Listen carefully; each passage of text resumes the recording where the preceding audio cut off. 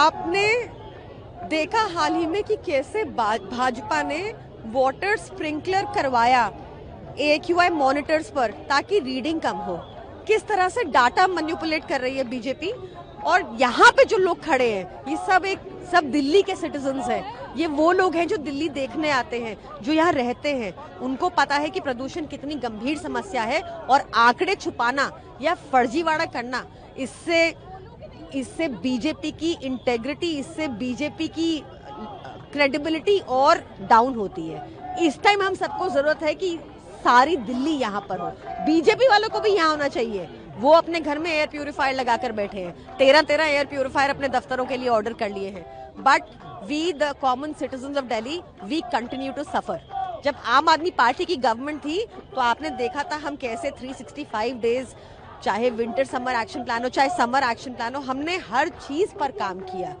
BJP is running away from accountability. Not only is it living in denial कि प्रदूषण है ही नहीं, it is playing with our health, it is playing with our. लेकिन फिर solution क्या है प्रियंका? देखिए, सोल्यूशन तो ये है कि भाजपा को समझना पड़ेगा कि पानी और हवा राजनीति के मुद्दे नहीं है, ये हम सबकी जरूरतें हैं। इनको एड्रेस करना पड़ेगा। इनसे भाग जाना कि प्रदूषण है ही नहीं इज नो सोल्यूशन।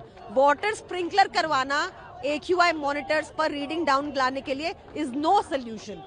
नहीं तो क्या रेखा गुप्ता सीरियस नहीं है पोल्यूशन के बारे में? अगर सीरियस होती तो आज यहाँ पर आकर सिटीजन्स को एड्रेस कर रही होती, बताती उन्होंने क्या काम किए। वो तो एयर प्यूरिफायर लगाकर घर के अंदर बैठ गई हैं। मैं दिल्ली का ही रहने वाला हूँ, यहीं पैदा हुआ हूँ और यहाँ के एटमॉस्फेयर को अभी तक झेलते हुए आ रहा हूँ।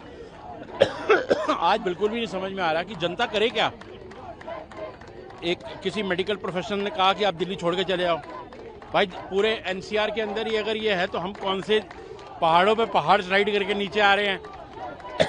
नदियों में बाढ़ आ रही है। इस देश में किसी को समझ हो या किसी के पास कोई सोच विचार करने की शक्ति है तो बताए ना। जो लीडर्स हैं वो लीडर किस बात के हैं? लीडर को लीड करना पड़ेगा ना।